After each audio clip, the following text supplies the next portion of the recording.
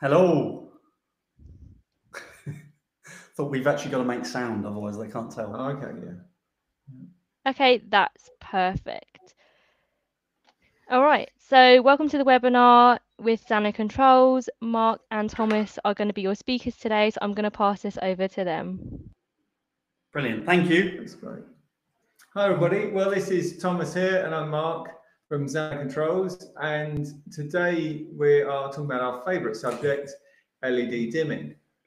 And so we just wanted to go through the sort of the journey of that, really, from when you start a project and you're looking at specification through to sort of the end, and what you can expect, what sort of the customer can expect, and sort of managing that sort of expectation along the way.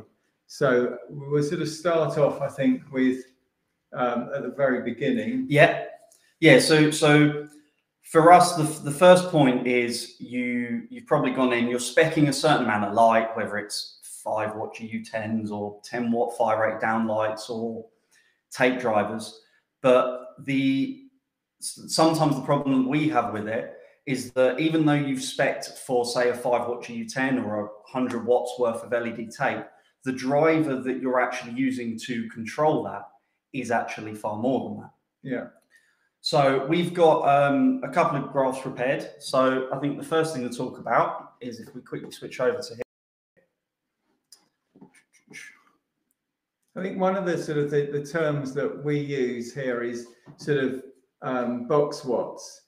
So when you're looking at say a 5 watt, as you say, a 5 watt GU10 on the box, that's 5 watts of light shining out, and that's great. That gives you some sort of indication of what your sort of the amount of light filling a room, but it's not the load. No. And so then that sort of raises the question, well, what is this load? If I'm going to design this circuit, what do I need to supply this load, and how big is it? And that is quite a tough one to sort of answer that, because there's quite a few variables. And that's what we want to sort of cover now, is just looking at, well, what dictates that? What have I really got here? Because it can be hugely different. There are some very efficient LEDs out there. Yeah. But there'll still be more. You know, it's not 100% efficient. So you sort of might see 5.5 watts. Yeah. But then there's the other end of it, where you could be at 10, 11, 12 watts. So then all of a sudden you're into all sorts of issues. So I think there's sort of 3 main numbers that you'll have in regards to LED light. So you've got the actual wattage of the light, like we say, the box watts. Then you've got the wattage of the driver. But then you've got another thing, which is the VA of the driver, which sometimes you sort of think they're the same thing, but they're not. This all comes down to a thing called power factor. And that's the difference between the wattage and the actual VA of the driver. So in this graph, this is an actual reading we took using our test lab of a 200 watt LED tape driver. So this is a tape driver just connected up to a light switch. So we haven't even got to the point of trying to control it or dim it or do anything funky. There's a tape driver, 200 watts of tape connected to it, and it's been switched on. And the first thing that hopefully you notice is, if I turn my pointer on, which I think it's on, is you can see just here that there's a big spike of current. So this is what we refer to as inrush. So this is the initial surge of current that all drivers require, but is greater on those that are bigger than the smaller ones.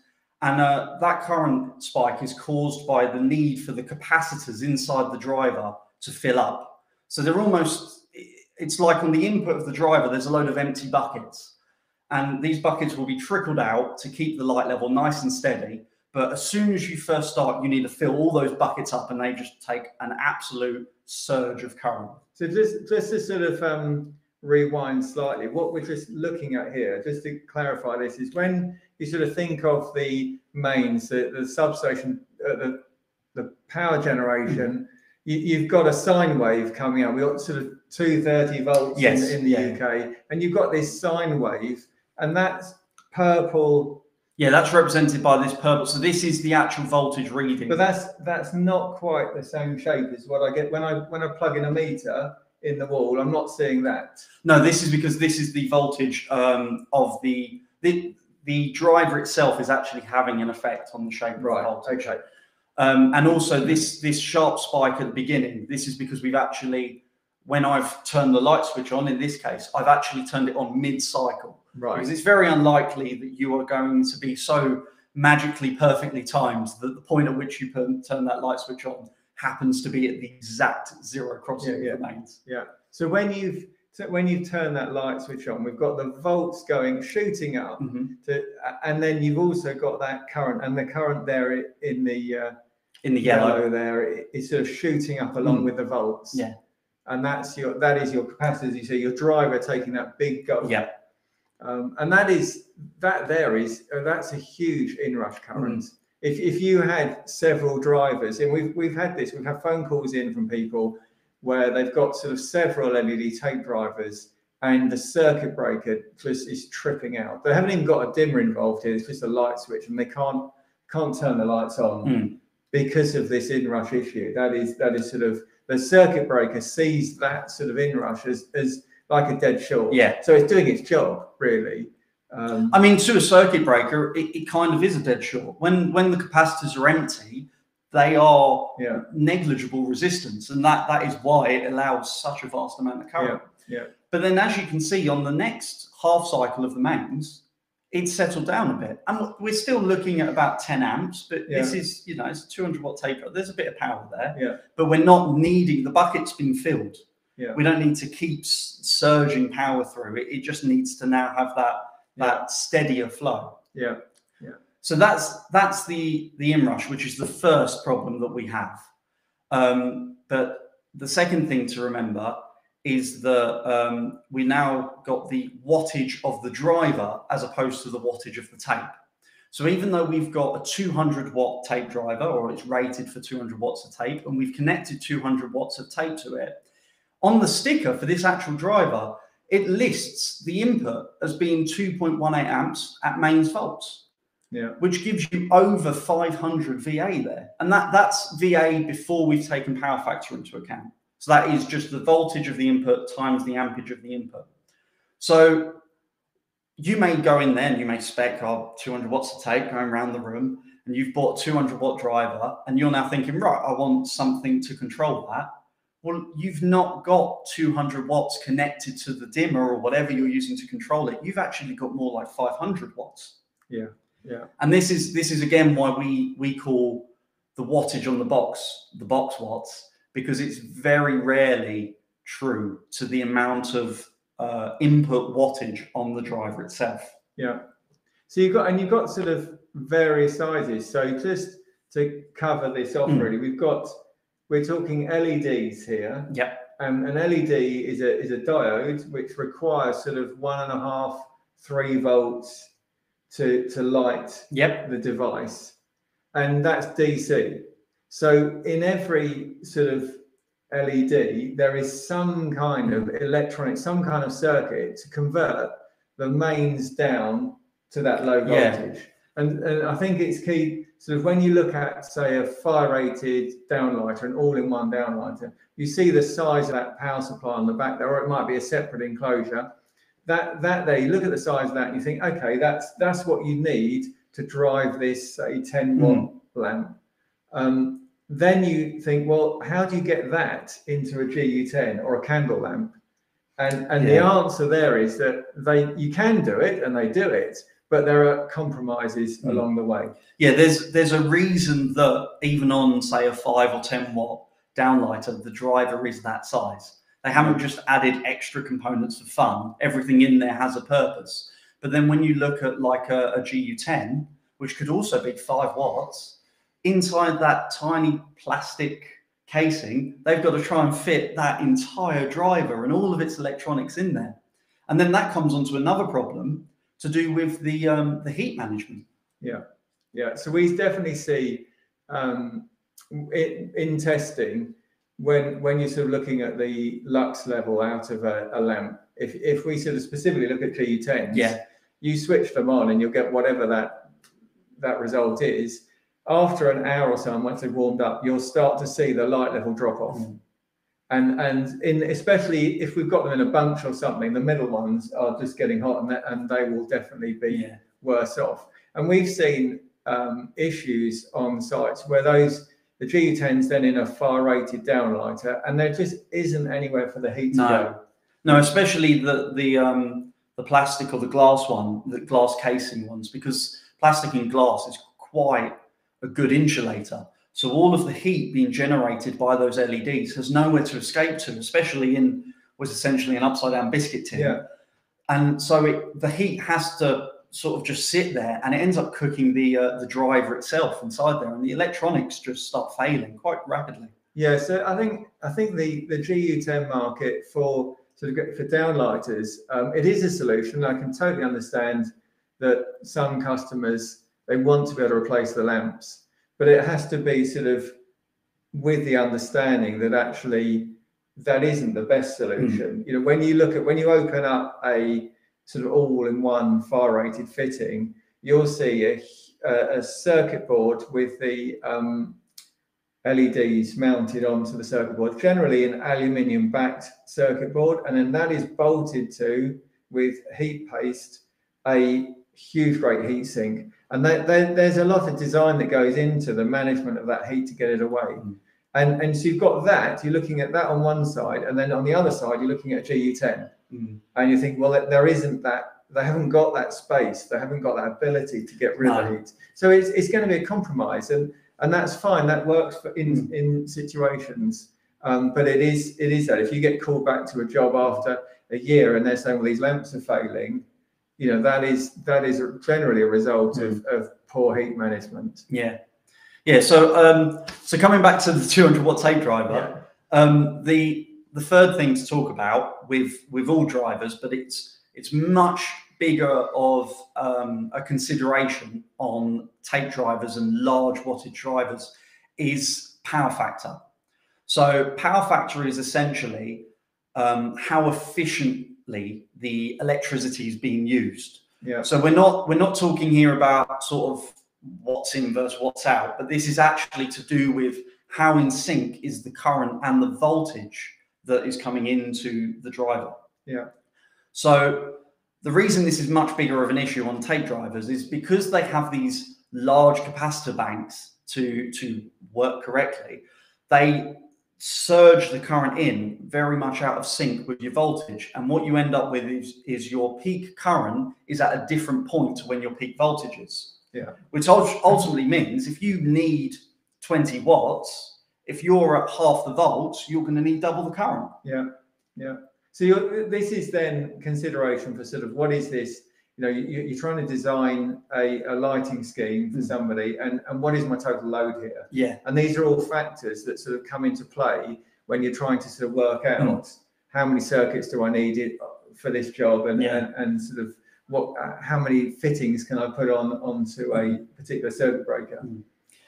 So when we talk about power factor, we often look back to in the regs, they used to, I think they still do, they had a bit about ballasts for 1.8. For your fluorescent so the tubes. Back in the day, when you sort of had to do your lighting calculations, you'd have taken the rating of the fluorescent tube, multiplied it by 1.8, and that would give you your sort of your ultimate load on the circuit to then give you, you know, what size. But it's quite funny because in that same bit, they actually say that's for a power factor of 0.85 or greater.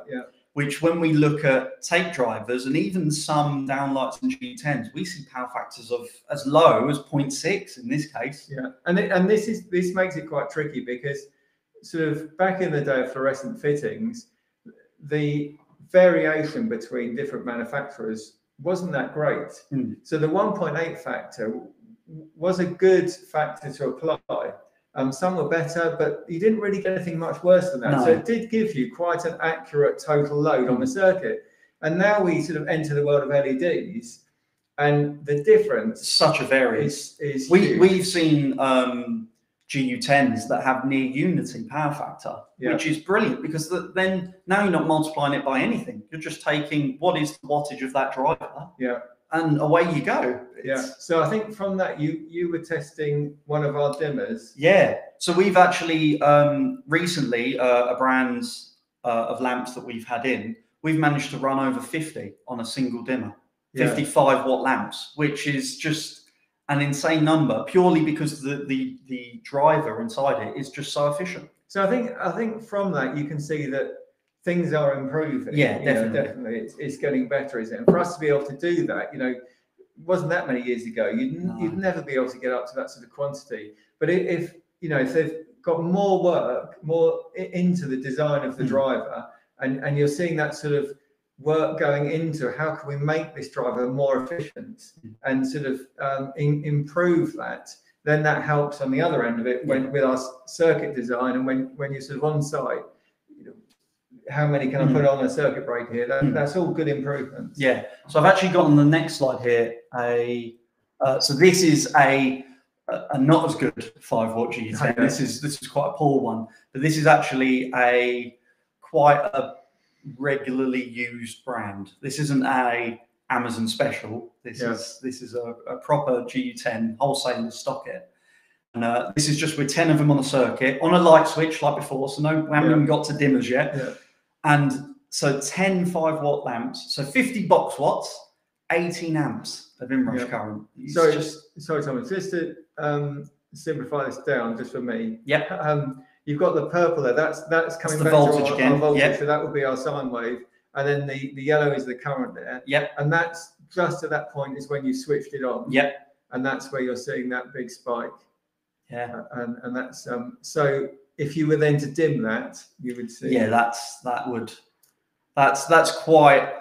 I mean, this GU10 is actually so spiky that in cases you can actually hear it buzzing. Right. So it's not great. Yeah. But so if we go, so this is a 50 box watts total. Yeah. We stick it on the meter and we measure 0.42 amps at 230 volts. So we're already at over 100 on the input. Yeah. And then we need to consider power factor. And these GU10s are 0.56. They're probably the worst. Right. Arguably one of that we've seen. Yeah. So this is very much a worst case scenario. But with that, if you've got a 0.56 power factor, how do you even? Yeah, that's very poor, isn't it? Really. So and some of these companies hide those sort of numbers away. So it's difficult to, so when you're designing a circuit, what am I going to use? Sometimes this information is quite tricky to get hold of. The big companies, if you look on their data sheets, they will often have contained within the data sheet your power factor and your Inrush. And the Inrush, so the information, there's two numbers they put down, isn't it? Which is the peak current that's taken and then the duration. And what would you say is sort of a manageable number there? Is there something where you'd say, oh, well, if we got that product in, we're going to really struggle to dim that? Or is that, Depends on what you're trying to use to control it, really. When you've got something like our remote dimming pack, it's a large aluminium casing. There's a lot of heatsink in there. There's a lot of software and hardware gone into that to try and control these inrushes and to keep them down. Yeah. But I don't know. Yeah, so probably 10 on a Z bar, you could probably go up to 100 amps depending on the duration. Yeah. But that's an interesting point you say about the duration, because if we go back to the tape driver, you can actually see there that in this case, from the beginning of the spike to the end, there's a good 2.5 milliseconds there, as each square represents 2.5 milliseconds.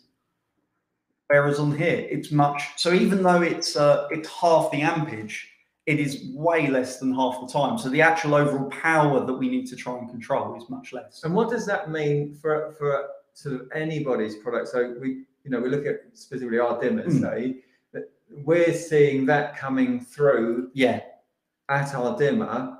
When you see that difference of the duration, what does that mean for us? In what way?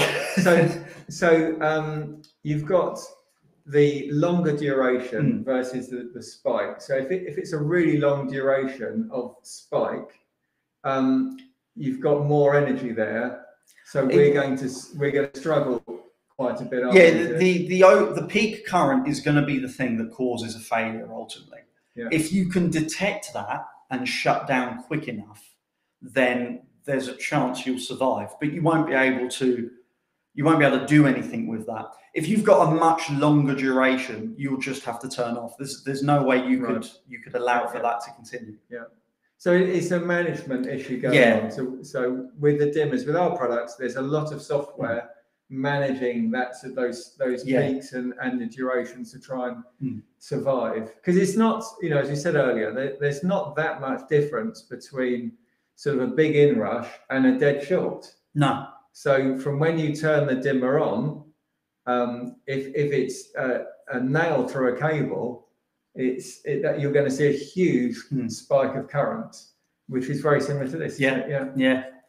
So I think it's worth just sort of rounding off drivers a bit there and saying so when you've got your GU10s, we typically say just blanket 1.8 from the old regs on the power factor, take your box watts, times it by 1.8, and 99% of the time that will do you absolutely fine. It's rare nowadays to have a GU10 that performs so bad that you won't even manage to do that, unless it's if you've got a branded GU10, you'll be fine. And they have improved massively, and I think the sort of the leading brands are sort of leading the way, and that's true, isn't it? And so you're able to, as you found earlier, that you're able to load up a product sort of more to the sort of what's written on the box, what it can actually do. So going up from the GU10s and the lamps, if you've got your downlighters,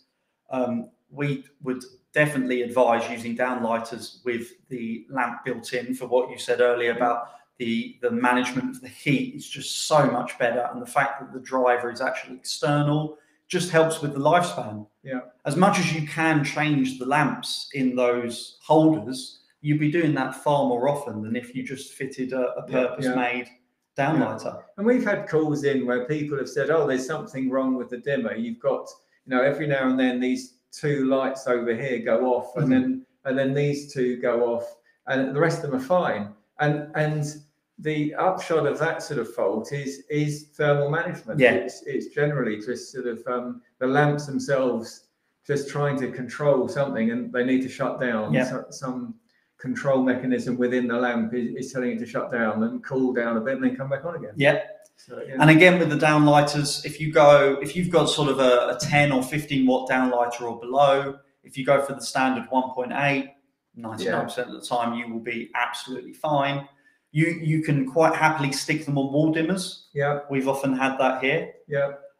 If you've got larger downlighters, you're probably going to want to start looking at remote dimming packs. It will completely depend on the number that you have and also the performance. Because if you've got a 30 watt downlighter, but it's near unity power factor, well, that's fine. Happily stick 5 of them on a wall dimmer. That's not going to be a problem.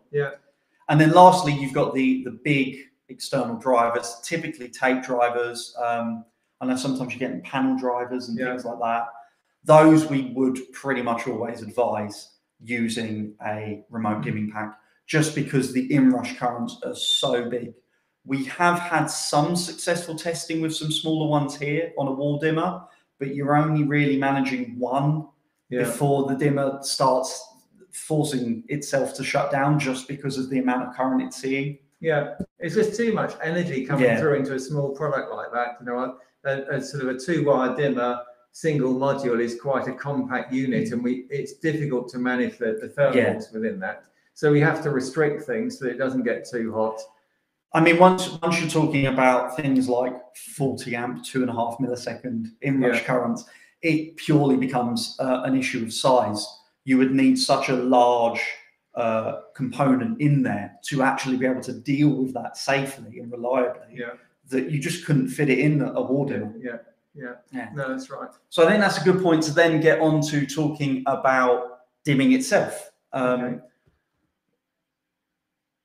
So here I've just got a quick comparison between our low quality GU10, or not necessarily low quality, look, poor performance, I guess, and our high quality GU10. So this isn't the really good one I had the other day, but it's a very similar lamp. So on the left, we've got your old school Trike dimmer and what that does to the voltage and current. And then on your right, you've got your digital or trailing edge dimmer. So this is, so where's the start of our, keep coming back to the sine wave. So on the left-hand side, you've got, here is the initial switching point for the Trike dimmer. The Trike dimmer struggles with this, but we'll get back into that later. Here it is on the nice lamp. So you can see there's a period of time where the dimmer is off, switches on, and this is set to about 50% dim here. So this is literally when you press the wall switch on, the Trike dimmer on? No, so this is actually happening every cycle. Okay. So this is the positive half of the sine wave. So every cycle of the sine wave, you'd have a negative half. It would look the exact same. It would just be negative volts and negative current. Right. And then on the right-hand side, we have the digital dimmer. So the main thing to note here is that the Trike dimmer switches, varies its switch on point. So it will switch on partway through the cycle and then will switch off at 0. Whereas the digital dimmer will switch on at 0 and will switch off partway through the cycle. But the first thing I want to point out is this, which is what on earth is going on with the Trike dimmer. So very often you will see a driver will state on it that it is a Tri-Dimmable driver. And essentially what that means is that there is a small amount of hold current going through that driver at all times, whether that you've dimmed it to 0 or it's on maximum. There's essentially a small resistor between the output of the driver, just to make sure that there's always some current flowing. Because the way that a Trike works is it actually relies on an amount of current going through to latch properly. So here we can see what happens if you don't have a driver designed for Trike. The Trike is actually starting to lose its latching and regaining it and losing it and regaining it. Yeah. And this is horribly noisy, lots of interference if this happens. We've had issues where someone's actually had their Wi-Fi being affected by putting in a load of LED lamps. And purely, this is matching the wrong dimmer with the wrong type of LED. Yeah. Well, Trikes weren't really designed to dim not at all. LEDs at all. It was designed back in the 60s for just incandescent tungsten lamps. So yeah, it's not the right product. And it's also worth noting that when a driver says it's Tri-Dimmable, that doesn't mean it's only Tri-Dimmable. Yeah. From everything that we've had here, all that means is it's got this hold current. So a trailing edge digital dimmer will work absolutely fine, if not better. Yeah. It just means they've taken some consideration to get a Trike to at least sort of work on it. Yeah. Did you want to mention about the voltage spikes now, or was that later? We'll get onto that later on another graph. Yeah. Sorry, jumping ahead. Yeah. But yeah, well, we can go on to that now if you want. Okay. So just got a quick bit first, which has a bit about the voltage spikes, but is explaining in more detail the difference between the Trike and the trailing edge digital dimmers. So here you can see I've got 3 graphs on each side, the left being the Trike, the right being the digital. We've got about 25% duty cycle, 50%, and near 100. Dimmers. Sorry, I'm going to interrupt you. Sorry. You talk about duty cycle. Yes, sorry. Duty cycle is essentially the dim level. So when we say a 25% duty cycle, we mean that the driver is being supplied power 25% of the time. Doesn't necessarily mean 25% light level. That purely depends on the lighting curve of the driver, which is dependent on the manufacturer. Yeah. We have no control over that at all. No. But duty cycle, when you say 25% duty cycle, we can be talking about Trike or digital in the same sense of it's on 25% of the time. So here you can see that the Trike is switched on very late on in the sine wave, because for 75% of the time it's off, 25% of the time it's on. Yeah. And here's the exact same thing, but with a digital dimmer, it switches on at 0, turns off, and then it's the second half that it's off, whereas with the Trike, it's the first half it's off.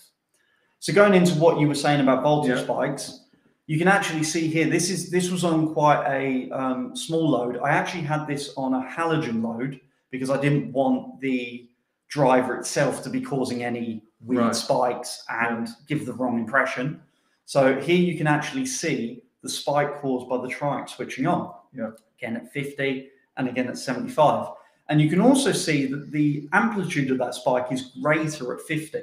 And that's because you're switching on at the highest amount of volts on the sine wave. Right, yeah, okay. So you'll actually, if you look at a Trike dimmer, you'll notice that they very often, if not always, have a large coil in them. Yeah. And that coil is just a giant inductor. And the whole reason it needs that is because they're switching on at a voltage levels. And, you know, from sort of about 40% to 60%, near enough peak volts. And that sudden spike of voltage is very bad. You know, it'll be radiated through all the wires that it's connected to, and it will just fail EMC essentially. So they have to stick a large inductor on there to try and absorb some of that voltage spike and to get it to pass, basically. So we have had people phone in, and especially sort of audio companies where you've got sort of recording studios and things having massive issues with this, where that sort of spike is then radiated, as you say, radiated. You've got your wiring all across the ceiling, which is a fantastic antenna. Yes. And then you're sort of thinking, well, I'm going to sit on my Wi-Fi or whatever, or DAB radio you might have in the room. All of that can potentially cause an issue with that.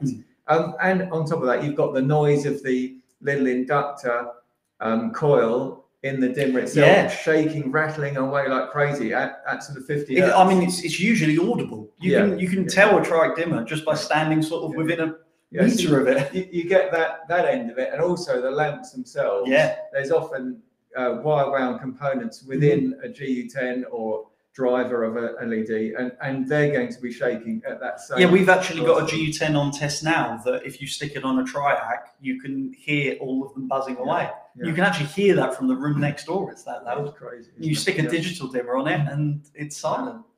So that key point of switching on at 0. Yes, that's the main thing. Digital dimmers usually use MOSFETs, which is it's a newer technology to at least be able to use at this sort of level than the Trike. And that's like what we say. The Trikes are from 1960s. It's an old technology. It has its uses, but it's really not with drivers. And I think as well, we're sort of with the MOSFET, you're able to manage that switch on. A Trike is much more. If you think of it like a sort of it's like an electrical relay. Yeah, that's it. It's sort of bang on it goes. And that's it.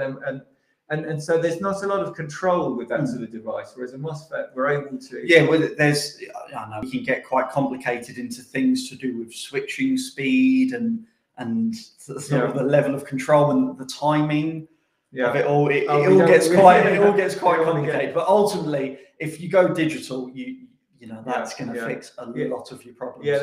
We've got a lot of software within a dimmer, even just a simple 2-wire dimmer. There's a huge amount of software just managing all of that behind the scenes, just to try and keep things stable. And then, so talking about noise, so here's quite a fun little experiment. So we've got just a bog standard FM radio and sort of tune it out of tune. So it's just picking up the background static, and you can actually get it to audibly make the noise. So we have a large wall of lamps, and we can put different lamps on it and different dimmers, and you switch this thing on, and you can just hear in volume the difference in the noise. So what I did here is I actually clipped the oscilloscope to the aerial of the radio, just so that we could get some visual graphs of that noise. So this is all with some LED lamps connected, one of our better sets, so limiting the amount of noise generated there. And then on the left, I've controlled them with a Triac dimmer, and on the right, I've controlled them with one of our digital dimmers. And you can just clearly see the difference in the level of noise. Oh yeah, it's incredible, isn't it? Really, the difference there. It's yeah, and that's something that doesn't always get noticed at first. Customer might not even realise that their Wi-Fi signals drop down a bit in certain areas of the house, but it's things like this that can sort of contribute to issues like that. Yeah, definitely. But I think that's about. Yeah, so that sort of covers the sort of the driver, I suppose. Yeah, all the way through. So as a quick wrap up, even how do you get the right install from the start? Well, it's just two main things really. It's knowing actually what you're trying to control, making sure that you have allowed for that inrush current and that you've actually considered that it's the driver that needs to be dimmed and not the LEDs. And then secondly, you really need to use a digital dimmer. There is so many of your problems are going to be caused by a Trike dimmer. Yeah. They will work. You know, there's definitely cases they can function. Yeah, I think the thing is as well, though, that you've got, it might work, but when you compare that to a digital dimmer, you know, our dimmers with the right lamps, you can dim them down to off, and you can get the lamps to with the right lamp. Yeah, you're having to look into the face of the lamp to see that it's even on and glowing. Yeah, it can be that low. A Trike has this sort of level that it needs to be at to switch. So it can't often go down that sort of. No, the dimming range, that's a really good point, actually. You will very much find that a digital dimmer has a vastly increased dimming range compared to a Trike. Yeah. And things like, you know, with our dimmers, I'm sure most people are aware, but you've got sort of settings within the dimmer. Yes. So that when the customer's then dimming down at low levels, you can set this minimum level. So then that is the point it stops. So the customer's just seeing, okay, that's the lowest they'll go to. And that's, you know, we think that's important because LEDs, even good quality LEDs, there are different batches and components have tolerances. So within their power supplies, there are these variations. And so you'll find that some in the room, some LEDs may go off before others. And the customer might spot one and say, well, I like that one over there. Yeah. But, you know, but these are going off, so there must be something wrong. And that's a real mess to get into that sort of thing. Yeah, that's actually that's a really good point, because you very often find that the same batch of lamps will have different points at which they turn off or turn on. Yeah. And then you've got the other sort of side of it. If then the customer's got them dim right down and they turn them off, and then somebody else comes in and turns them back on again, a lot of LEDs the driver needs a punch of energy. It needs something to really get it going. Those capacitors need some charge. They need to be filled before it will actually function correctly. Yeah. And so that needs more. When it's really down low, often even good quality LEDs just won't come on. So that's why our products have all got sort of a boost, what we call a boost level. Yeah. So you can set sort of a level where when you turn the LEDs on, that's a level that that sort of boost in and kickstart that power supply. So it'll come on at that level and then just automatically dim down. So then, you know, the lights will come on. The user experience is so much better. Instead of switching the lights on, and it's almost like the old energy lamps, and they're slowly kicking in over here and over there. Everything's just on and down. Yeah, that's it. Yeah. And I suppose the last setting we have in the dimmer is the sort of the top end of it. So all dimmers, Trike dimmers, consume power. So if you've got a group of LEDs on a light switch and you've got a group of LEDs on a dimmer, there is often a difference in light output. Yeah, that's true. Not always, but sometimes. And why is that? Well, that's because the dimmers are consuming power and they're in the circuit. Some LED power supplies sort of are quite clever in the way that they're taking their energy, and they're able to sort of almost, I think of it as sneaking under the radar. You know, they say, well, we're okay with this sort of lower amount of energy. We're okay with that. And so you can get maximum light output. Yeah. I mean, we're at a point now with our dimmers that we're sort of hitting 95% plus of the actual lumen output for most lamps. If not, very often we're hitting 199%, but there's a few that's more like 95. But so we got a couple of questions. The first one is, are all LED drivers better dimmed on a trailing edge dimmer, or are their drivers better suited to leading edge dimming? I have never found a driver that works better on leading edge than trailing edge. No, thanks. A good question, Keith. Thanks for that. I think coming back to our point earlier about when you looked at the sine wave of the Trike dimmer, seeing the voltage spike, and we sort of touched on it a bit about the shock. So that spike is hitting the circuit. So that driver, it's sort of like a mini lightning strike. You know, I mean, there's not a lot of necessarily power in there to do sort of instant damage, but that's happening all the time, every single cycle, and so that will shorten the life of components within that driver. Yeah, it's a really good point, because as much as in some cases you'll find that the actual light output doesn't matter whether you've got a trailing or a leading edge dimmer, they'll perform the same. But the driver itself could be having to work so much harder and overcome this shock and constantly being hit with these voltage spikes that it ends up meaning that the driver fails prematurely. Yeah, definitely. Yeah. No, that's great. No, thanks for the question. So yes, I think that's... So from Nick Binks, how much more are digital dimmers compared to other types? Are very light dimmers that cost about £20 each digital, for example?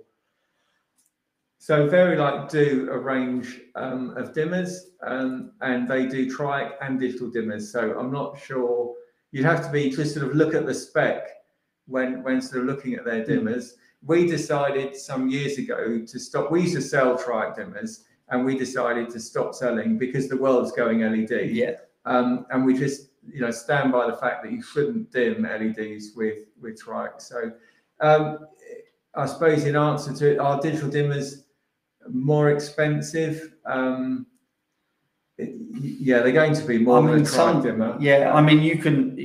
It's not really a fair comparison, really. I imagine, they're on average they're going to be more expensive, but they're doing a lot more. So yeah, I mean that's it, and the sort of the user experience is chalk and cheese when you compare the two, and we do that on the test rigs, and you look at sort of the lumen output of the fittings, you're comparing that, the dimming range, it's chalk and cheese. So thanks for your question, Nick. We got another one.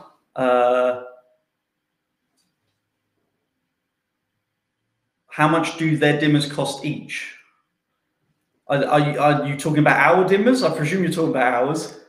Okay, so I think with that you'd have to. We sell generally through the wholesale chain in the UK. So if you're a contractor, I'm sure you sort of get good rates through them. We've got sort of deals in place with the major sort of wholesale network. So all of the leading wholesalers across the UK. You can buy it off our website as well. So the prices, I don't want to get into sort of pricing right now, but they're on the website if you want to see what plates are they compatible with and which ones. So we do white plastic dimmer plates. We do sort of 1-gang, 2-gang dimmers on a Bakelite plate. It's a high quality sort of white plate. We also do grid range, and our grid dimmers have a pack within the dimmer, within the box, and you've got 9 different grid adapters. So there are 9 sort of major companies out there that sort of selling grid systems. We've got an adapter to suit. And so all of that's on the website. If you have a look, you'll be able to see if you've got a particular range you want to use. You'll see if we've got an adapter to suit. From Joe Barwell. Cheers, guys. Lots to think about. Do you have any advice on dimming the pretend filament type? Oh, yeah. These are great. So these are quite cheeky in how they work. So because the LEDs are so low voltage, they end up just arranging them in a long string so that they don't have to drop the volts, and instead can use a really simple driver of essentially a bridge rectifier and a capacitor. So we have a lot of fun with these because some are okay, some are horrendous. And there's not, if you think of sort of the standard GLS lamp, or sometimes these tubular lamps, that you can see they look fantastic, these filament lamps. They, visually they're great. Light output isn't that significant from them, but visually they're good. The power supply of such is buried within that cap. So when we come back earlier, we were talking about the all-in-one far-rated downlighter, and you're looking at the size of those drivers, and you say, well, that's there for a reason. And then you look at one of those buried in the cap, as Thomas says, that there's very little in there. Yeah. You can't control. You're going to see some 100 hertz flicker. Yeah. Without a doubt. And there's just not the space to put capacitors in. One thing I would say is they're definitely a lamp that benefits from the smart settings, from being able to set a minimum, a boost, and a maximum. Because where they have a very high string voltage, they often don't dim very low. And what you'll find on just a lot of dimmers without a minimum setting is most of the dimming range is dead. It's just no light output. Yeah. So that is definitely one I would suggest. Get a dimmer like ours where you can set the min, boost, and maximum, and it might be a lot better. Yeah. Understood. Awesome.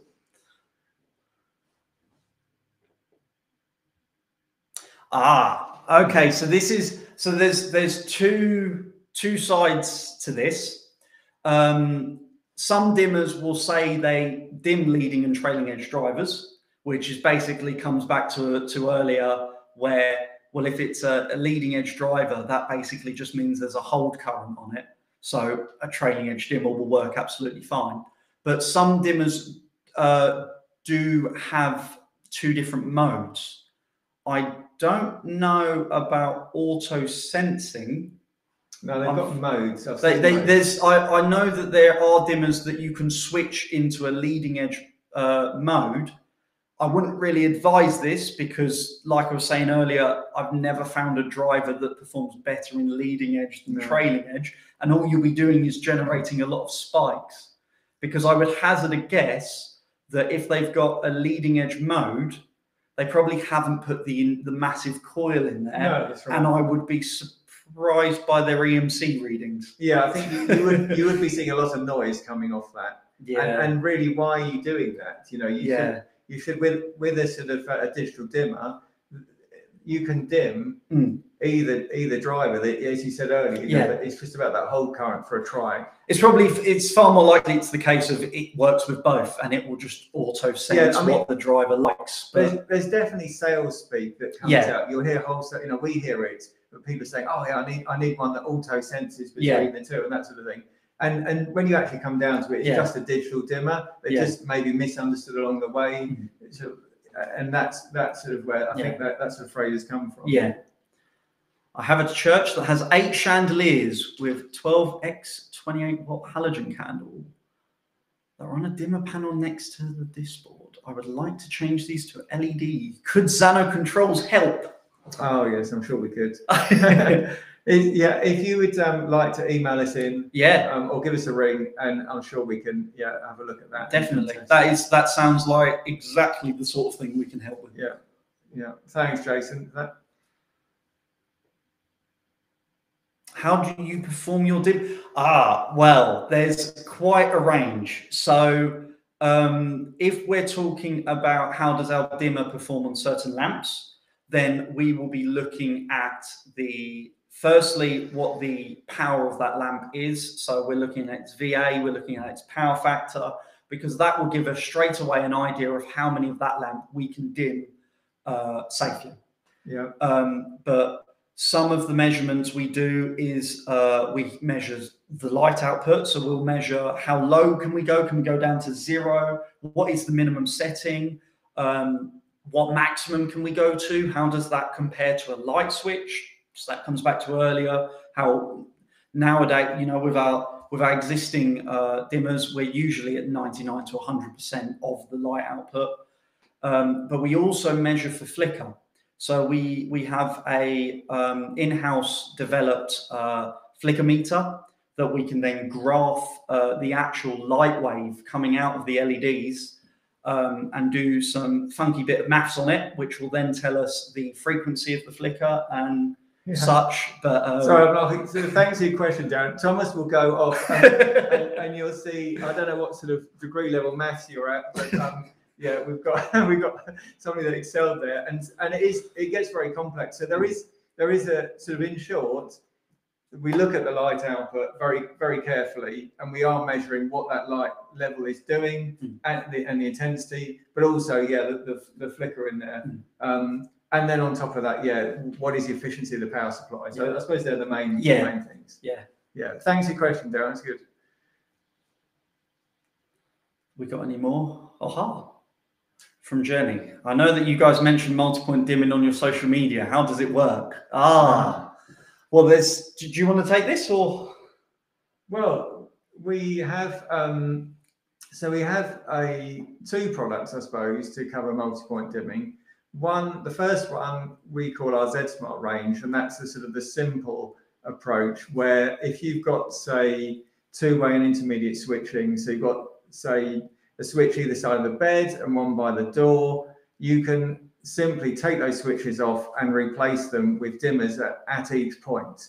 So that is multi-point dimming up to 3 points, changing away from your two-way and intermediate switching to 2 or 3 point dimming. And it's a system where you've got a master dimmer and 1 or 2 slaves that connect up onto standard 3-core and earth wiring. So you'd wire that in the same way you would normally for two-way or intermediate switching.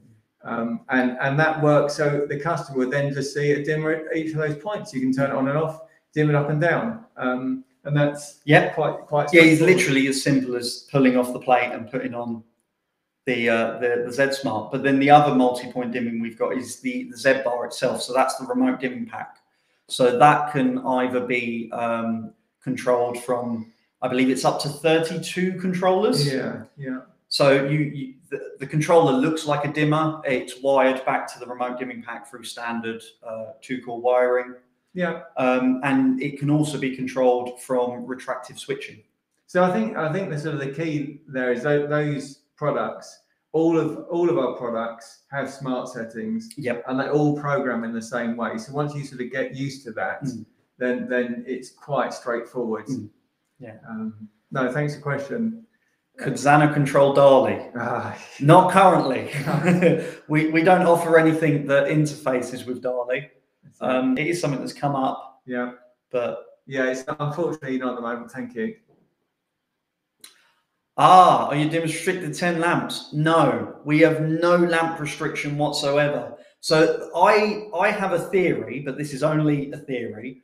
But I think that the 10 lamp restriction that you sometimes see actually comes about because of the Inrush. So I think that they're covering themselves by, if we limit to 10 lamps, then we're never really going to have that much Inrush, because you're not going to have your 30 or your 50 lamps that we were talking about earlier that we were actually running. And it sort of gets them away from having to worry about VA and such. I think with our dimmers, we've got some amazing management, some software behind the scenes going on. And so we've had people, connecting just a standard 2-wire dimmer up to a chandelier, and it's fine, 30 lamps, and it's not a problem. But as you say, it does. I think it's basically a covering thing, that 10 lamps. Thanks for the question, though.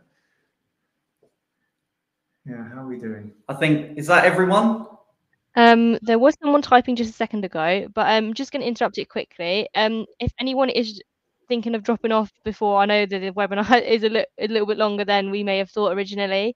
If you could just fill out the survey before you go, it's really helpful for us. It's really helpful for Thomas and Mark to know if you enjoyed their webinar, if you found it informative. You can also give us suggestions for future webinars you would like to see from them as well. It's just really helpful for us. And if you have any more questions, you can type them in now and we will still answer them, because we're going to leave everything up just to give everyone a chance to complete the survey anyway. No, that's brilliant. Great. Thanks very much. Thanks everyone for listening. I hope it's been informative. And thanks Voltimum for hosting. That's fantastic. No, there's someone typing again, so hopefully it's another question. Okay. No Everyone's just problem. thanking you. They're thanking you for your amazing, amazing webinar. You're welcome. Okay, perfect. Yeah. So if everyone, just before you head off, please do fill out the survey. It is so helpful. It will make my Christmas this year. Please fill it out. Oh yeah, please do. That'd be great. We just sit here, do we just monologue them filling out the survey? Basically, yeah. There's nothing more we can do. Should we do the survey? Well, you can rate yourselves if you wish, but I think it will kick you out. Oh, is it rating us? Oh, Okay. Oh Yeah. I didn't realise it was that. Oh, well, It's a variety of things. If we were going to be scored, then we'd have approached it differently. Yeah, Definitely. we didn't know there was a scoring system. Yeah. Well, I got my special Christmas hat and everything. I'm sure it will be positive. Yeah. Oh, some really good questions. So Yeah. thanks, everyone. Okay, so I think that's it. I think we're gonna close the webinar down because no more questions. And you know, in the 2 seconds it takes me to get to the end button, please do press the survey link. But yeah, so thank you very much, Thomas and Mark. It was really interesting, actually, even for me to listen to the webinar. Awesome. And yeah, bye for now. That's brilliant. Well, thanks for inviting us on. Yeah. It's been great.